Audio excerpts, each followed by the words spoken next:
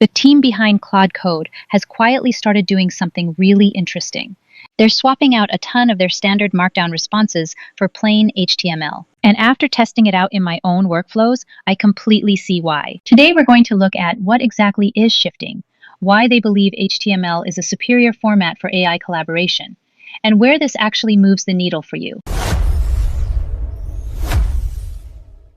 This whole thing kicked off when Derek Reimer from the Claude team posted about the unreasonable effectiveness of HTML. Now, the shocker wasn't that HTML is more visually capable than Markdown. We all know that. The real wake-up call was their realization that they had essentially stopped reading their own Markdown plans.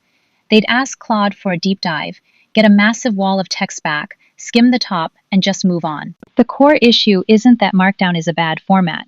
It's that AI can now generate way more information than our brains naturally want to process at one time. Their fix for this was brilliantly simple. Instead of letting Claude default to Markdown, they just started asking it to output an HTML file. That is literally the entire trick.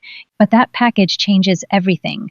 The second Claude starts speaking in HTML, the output stops feeling like a static document and instantly feels like a piece of software. Let's picture a basic sales breakdown.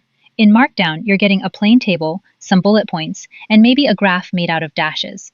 It gets the job done, sure. But in HTML, Claude gives you a full-blown dashboard. We're talking revenue trend lines, color-coded KPIs, and summary cards. It organizes the data so you instantly grasp the situation, rather than having to read it like a novel. Let me actually show you what I mean. I've got a sales data set here with around 900 rows of data. Products, regions, sales channels, revenue, costs, customer ratings, the kind of spreadsheet that normally takes a while to make sense of. First, I'll show you what happens when we ask Claude to analyze it the usual way. Here's what most people get back. Paragraphs, bullet points, maybe some tables. The insights are there, but you have to read everything to extract the key numbers. It's dense, and a lot of it gets skimmed or missed. Now let's try a different approach.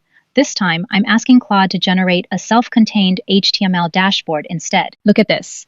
Right away, the executive summary at the top gives me total revenue, total profit, and average rating. No paragraphs, no scrolling. I can instantly see the top-performing products. The strongest regions jump out immediately, and comparing sales channels takes seconds. My favorite part is the heat map.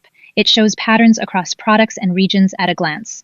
Color intensity does the explaining for me. Then Claude summarizes the key findings in small call-out cards, short and readable. The information hasn't changed from the Markdown report. It's the same data, but now it's far easier to scan, explore, and understand. I'm not reading a report anymore. I'm interacting with a dashboard.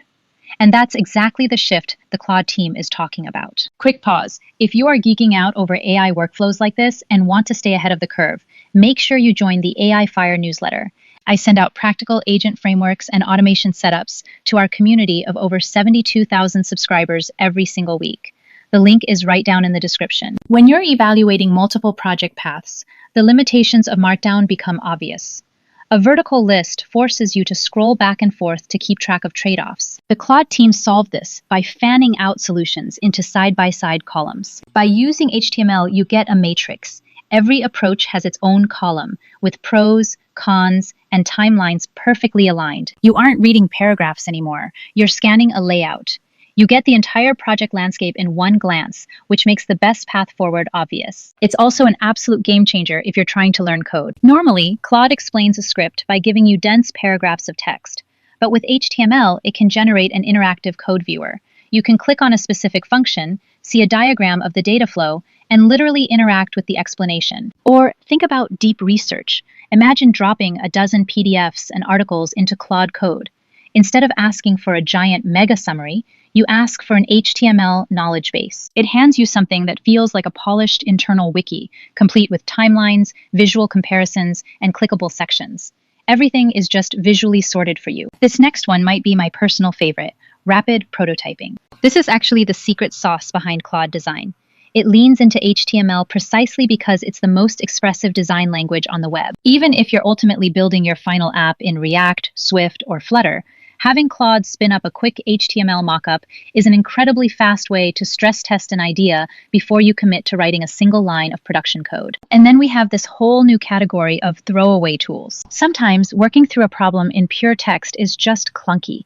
With this method, Claude can whip up a tiny custom HTML interface right on the spot. Maybe you need a quick priority matrix, a custom prompt editor, or a visual map of your dependencies.